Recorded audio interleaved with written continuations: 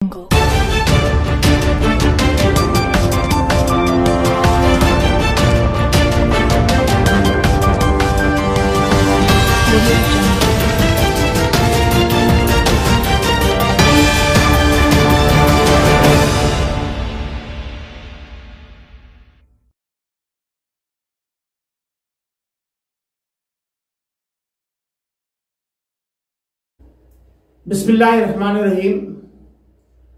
अस्सलाम वालेकुम वरहमतुल्लाहि वबरकातुहू। नाज़रीन, मैं आपका मेज़बान अहमद कुरैशी और आपका पसंदीदा प्रोग्राम बउनवान आपके सामने। नाज़रीन, आज हम इस प्रोग्राम में जो बात करने जा रहे हैं वो हमारे मुल्क की जो सूरत हाल है इस वक्त मौजूदा, जो जुम्मे का दिन कल गुजरा है, उस दिन जो मौजूदा यजीदी हुकूमत का किरदार अदा करने वाली हुकूमत कि जिसने आशिकाने रसूल सल्लल्लाहु ताला अलैहि वसल्लम पर वो जुल्म ढाए हैं कि हमारे पाकिस्तान की हिस्ट्री के अंदर ऐसी मिसाल नहीं मिलती।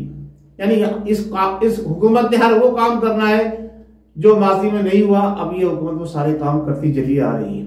नाज़रीन, एक तरफ हुकूमत का यजीदी किरदार जो अवाम के सामने आ चुका है, खुला तसाद नजर आ रहा है उनकी उन बातों से जो वो अब तक करते आए कि पाकिस्तान को मदीने की रियासत बनाएंगे, मदीने की रियासत के तस्वुर पर पाकिस्तान को चलाना चाहते हैं। तो ये उनका जो खुला फसाद जो है आपके सामने नजर आया, जो कल उनका किरदार था हुकूमत का, कि जो लोग आकाए दो आलम सैयदुल मुरसलीन खातून नबीन मोहम्मद मुस्तफा सल्लल्लाहु अलैहि वसल्लम के दीन को पाकिस्तान की हुकूमत का हिस्सा बनाना चाहते हैं, जो यानी उस निजाम के तहत पाकिस्तान को चलाना चाहते हैं, जो सही मानों में कुरान और सुन्नत और आकाए दो आलम की अहकामात की रोशनी में मुसलमानों के लिए दिया गया है, उनके ऊपर हुकूमत का जुल्म और जाब्ती ये इस बात की अक्कासी कर रही है कि मौजूदा हुकूमत का जो एजेंडा है नियाजी साहब का, जो 1.5 साल से 2 साल से मुसलसल कहता चला रहा हूं कि नियाजी साहब की हुकूमत का एजेंडा ये है कि सबसे पहले तो इदारों के जिम्मेदारान को आपस में लड़ाया जाए। जो आपने देख लिया अभी जनरल बाजवा, फैज हमीद और दूसरे मामला जो अभी सामने हुए वो आपके सामने कि पाकिस्तान की हिस्ट्री में कभी भी ऐसा नहीं हुआ कि अब आम अवाम भी जो है वो ISI के चीफ के मुखालिफ आकर उसके इस्तीफे का मुतालबा करना शुरू कर दे। ये नियाजी साहब का ही एजेंडा है जो 3 साल के अंदर इन्होंने इस नहज पे इदारे को पहुंचा दिया कि अब खुलेआम जलसों के अंदर chief of the army staff का नाम लेके और जनरल फैज हमीद का नाम लेके उनके खिलाफ चार्जशीट पेश किया जा रहा है प्रेस कॉन्फ्रेंसों के अंदर। इससे पहले माजी में कभी ऐसा नहीं हुआ। तो यह है नियाजी हुकूमत का एक नया तोहफा। अब एक तरफ नियाजी हुकूमत आपस में हमारे इदारों को लड़ाना चाहती है। आप देख लें कि पिछले 3 साल के अंदर कितने हमारे अस्करी जिम्मेदारों को जबरी तौर पर रिटायर करके भेजा गया है घरों को। यह भी इसी हुकूमत में हुआ है। इससे इस हुकूमत के जो रिकॉर्ड है वो बनते चले जा रहे हैं। ऐसा पहले कभी नहीं हुआ कि छोटे से कलील अरसे के अंदर इतने जो है हमारे आला बासलाहियत अफराद को जबरी तौर पर रिटायर करके घर भेज दिया गया हो, या कुछ को जनाब अली नजरबंद कर दिया गया हो, कुछ को गायब कर दिया हो। ऐसा पहले कभी नहीं हुआ। ये सब कुछ इसी हुकूमत के दौर में हो रहा है।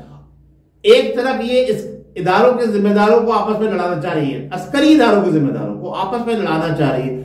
दूसरी तरफ अवाम को और अस्करी जिम्मेदारों को यानी हमारे अस्करी इदारों को आमने सामने लाने का इसका एजेंडा, और वो भी काफी हद तक जो है अब आपको नजर आ रहा है, क्योंकि इन्होंने गेट नंबर 4 के चौकीदार को जो जिम्मेदारी दी है उसका काम ये जो कर रहा है।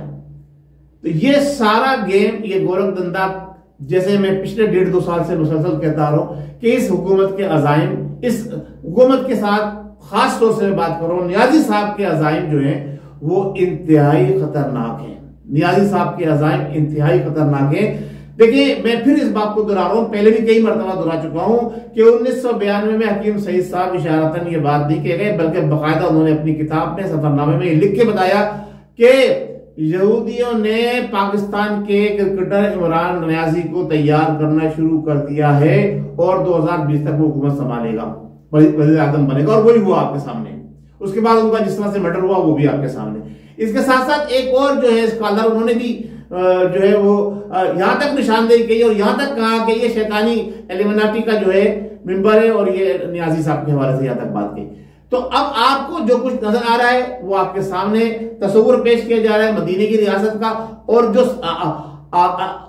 अल्लाह और उसके हबीब का नाम लेने वाले जो अमन पसंद लोग हैं, जो उनकी एक डिमांड है खास, जो कहीं भी शरीयत से नहीं टकराती, ये शरीयत की टकराव के सारे काम करने वाली हुकूमत उनके साथ क्या सलूक कर रही है वो देखिए। दूसरी तरफ यही हुकूमत, नियाजी साहब, मैं आपको एक कोट दे रहा हूं, ये सीनियर सहाफी मुबश्शिर लुकमान साहब की एक ट्वीट का हवाला दे रहा हूं। इमरान खान ने मुझे अपनी हर मुलाकात में कहा कि तालिबान से लड़ाई नहीं, मुज़ाकरात होने चाहिए, पर आज अपने लोग जो अपने आईनी हुकूक के लिए आवाज बुलंद कर रहे हैं, इन पर रियासती तशद्दुद किया जा रहा है। ये है एक सीनियर सहाफी है उनका ये ट्वीट। अच्छा, ये सामने आपको नजर आ रहा है। अभी कुछ दिन पहले नियाजी साहब ने टीएलपी के जिम्मेदार को एक छोड़ने का इंदिया दिया, लेकिन इसके साथ साथ तहरीक-ए-तालिबान पाकिस्तान के जो वो दहशतगर्द जिन्होंने हमारे अस्करी इदारों के जिम्मेदारों के साथ भी लड़ाई लड़ी और उनको जनाबे अली शहीद भी किया, और जो पेशावर में वाकया हुआ स्कूल के बच्चों के साथ जो उन्होंने सलूक किया, ये हुकूमती रिपोर्ट है, इसी हुकूमत की रिपोर्ट है कि किसने किया। इन्होंने जो रिपोर्ट दी उनके साथ मुज़ाकरात नहीं किए जा रहे, उनको आम माफी दी जा रही है,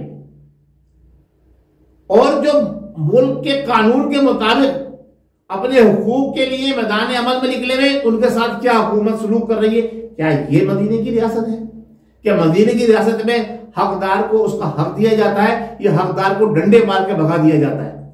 ये मुझे बता दीजिए। ये कौल और फेल का तसाद देख लीजिए, क्योंकि मैं आपको बार बार कह रहा हूं कि ये हुकूमत ने जो तशद्दुद की पॉलिसी अख्तियार की हुई है, खास तौर से एक खास मजहबी फिरके के खिलाफ, एक खास मजहबी एलिमेंट के खिलाफ, एक खास मजहबी तहरीक के खिलाफ, ये इस बात की अक्कासी कर रही है कि जनाब अली ये मुल्क के वतन पाकिस्तान के अंदर इस्लामी निजाम के कतई भी फॉलोवर नहीं है, उसकी तरफ लेके जाने वाले नहीं है।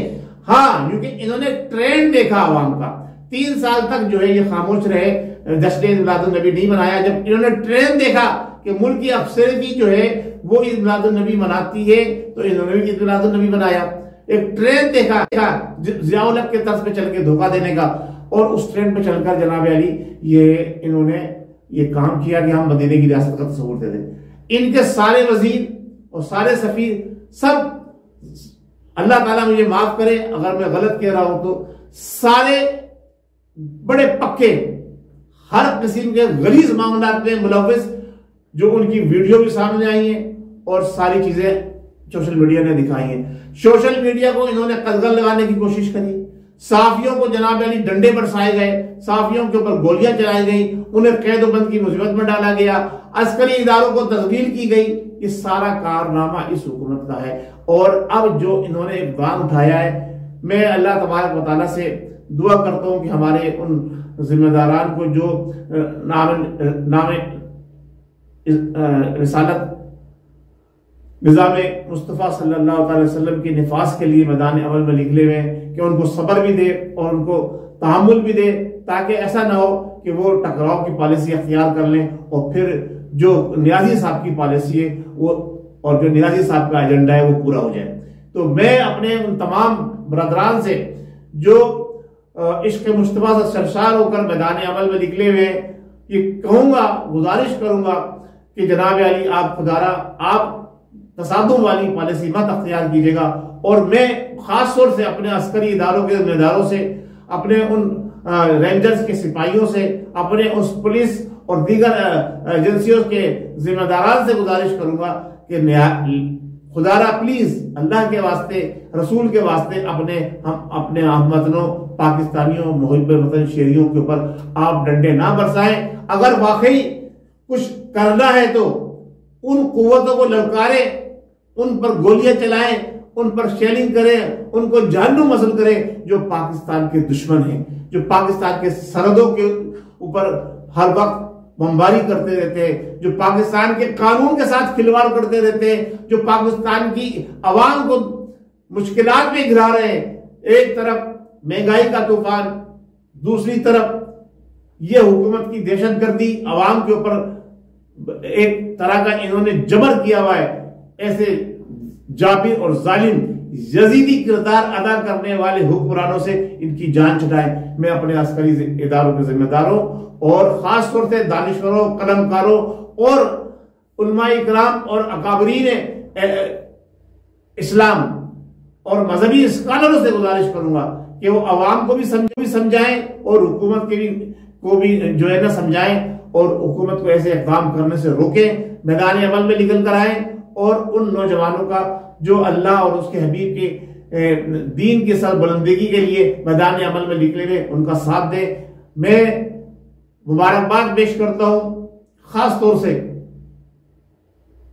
उन लोगों को जिन्होंने ये सारी सूरत हाल देखकर हुकूमत के ऊपर लान तान किए और टीएलपी के जिम्मेदारों को ये सब्र की तलकीन की है। मैं एक बात कहता चलता हूं खास तौर से हमारे पीटीआई के वर्करों और जिम्मेदारों से, अगर आपने हुकूमत का चेहरा देखना है, हुकूमत क्या कर रही है अगर आपने देखना है, तो आप अपने ही एक एमएनए नूर आलम की वीडियो देख लें जो यूट्यूब पर मौजूद है। 21 अक्टूबर को अपलोड हुई है। देखें वो आपकी हुकूमत के अपने ही जिम्मेदारों के मुतालिक क्या बयान फरमा रहे हैं। जिस तरह से उन्होंने बयान किया है, अगर वो आप देख लें और आप सुन लें तो आपको पता चल जाएगा कि हुकूमत किस सिमत में जा रही है। ये अवाम की दुश्मन है या अवाम की दोस्त है, ये पाकिस्तान की दुश्मन है या पाकिस्तान की दोस्त है, ये निज़ाम मुस्तफा का निफाज चाहती है, ये मदीने की रियासत बनाना चाहती है या इसको एक जंग का अखाड़ा बनाना चाहती है। नाज़रीन, मैं इजाजत चाहता हूं, वक्त मेरे पास मुख्तसर होता है।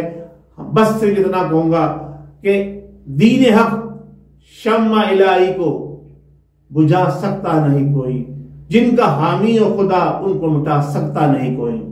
आपने ये सुन भी लिया, ये अभी हाल ही में हमारी नौजवान नस्ल ने देख भी लिया कि अफगानिस्तान के अंदर जो अल्लाह पर तवक्कुल करके मैदान में निकले थे, 26 ममालिक के